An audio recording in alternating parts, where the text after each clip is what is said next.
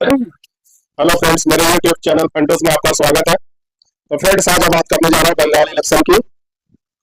आज बंगाल में पहले चरण का मतदान शुरू होने जा रहा है और इलेक्शन की पहली शुरुआत हो चुकी है। पहले मतदान की आज 152 सीटों पर मतदान होने जा रहा है और अब देखना है बंगाल की जनता किस ओर अपना झुकाव रखती है, टीएमसी या बीजेपी। अभी तक तो है कि बीजेपी को इस बार हिंदू वोटर वोट देने वाली है, पर देखिए क्या होता है। क्योंकि अभी ये चुनाव सिर्फ बीजेपी या टीएमसी का नहीं रहेगा, ये बंगाल का लोगों और बाहर जो शक्तियां हैं जो चाहती हैं कि बंगाल में प्रभाव ममता का ही बना रहे, उनसे जो उनकी मंशाएं है पूरा हो। जैसे पाकिस्तान हुआ, बांग्लादेश हुआ, इन लोगों की मंशा जो है ममता के प्रति ही है कि इनकी सरकार बनी रहे, इनकी सरकार कहीं जाए ना। और अब बीजेपी के जो शक्ति है वो भारत की खुफिया एजेंसी जो है वो भारत की खुफिया एजेंसी, पाकिस्तान की आईएसआई और बांग्लादेश, इन तीनों से भारत की खुफिया एजेंसी लड़ रही है, एजेंसियां लड़ रही है।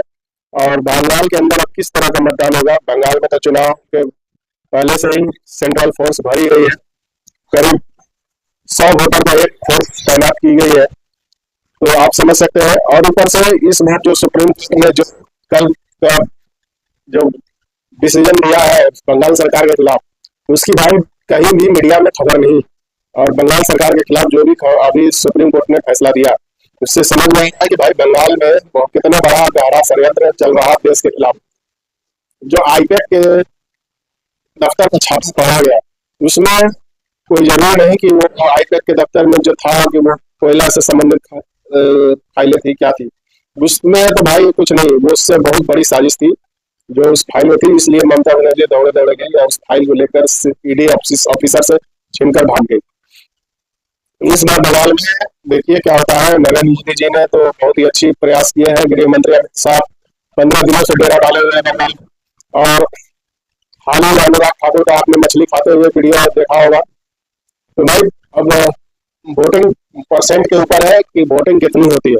अगर 80% मतदान हो रहा है तो समझिए बीजेपी जीत रही है। अब वोटिंग कम होती है 50%, 40%, 60%, तो समझिए टीएमसी जीत रही है। इस बार मतदान के लेकर हिंदू जनता में अब ज्यादा खौफ नहीं है, क्योंकि सेंट्रल फोर्स ने गांव गली गली में हर जगह सेंट्रल फोर्स भर दी गई। यहाँ तक कि पोलिंग बूथ पर भी सेंट्रल फोर्स की तैनाती रहेगी।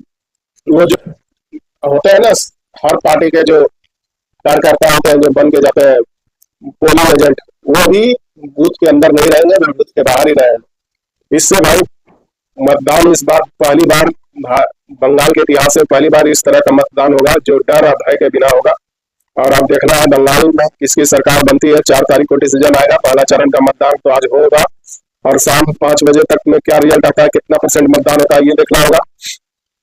और बंगाल में ममता बनर्जी के माथे पर सिकन आना शुरू हो चुका है, क्योंकि इस बार उनकी रिगिंग नहीं चल पा रही है। उनके कार्यकर्ता जो रिगिंग करते थे उन्हें सेंट्रल फोर्स दबा दबा कर मार रही है।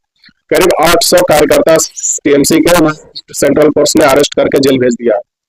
और जिन पर बहुत ज्यादा केस थे, बहुत नामी ग्रामी क्रिमिनल माइंड के थे, उन सबको अरेस्ट कर जेल भेज दिया है सीआरपीएफ ने। तो इस बंगाल में चुनाव समझिए जीत हार की नहीं, ये एक बदलाव का चुनाव है।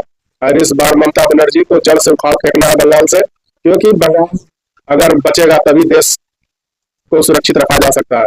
बंगाल में अभी आपको मालूम है कि करीब 400 या 500 किलोमीटर जो है बॉर्डर एरिया में फेंसिंग नहीं किया गया, जिसके वजह से बंगाल से घुसपैठ होती रहती है बंगाल में।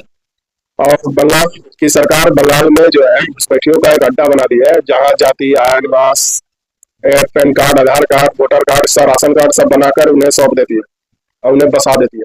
अब बंगाल से ही पूरे देश में इन्फिल्ट्रेट होता है। इसलिए अब इस बार बंगाल को बीजेपी के हाथ में सौंपनी चाहिए। अगर बीजेपी के हाथ में सौंपा जाएगा बंगाल को, तभी जाकर बंगाल का जो पुराना वापस आ पाएगा। क्योंकि कांग्रेस के आपने देख लिया गवर्नमेंट, फिर कम्युनिस्ट को गवर्नमेंट चलाते हुए देखा है, फिर 15 साल से टीएमसी को देख लिया है। अब जाकर अब लगता है बीजेपी को बंगाल की जनता को चेक करना चाहिए, तभी समझ में आएगा कि बीजेपी और सब पार्टियों में क्या अंतर है। अगर आप लोगों को मेरा वीडियो अच्छा लगा हो तो मेरा वीडियो को लाइक, शेयर, सब्सक्राइब जरूर करो। जय हिंद, जय भारत।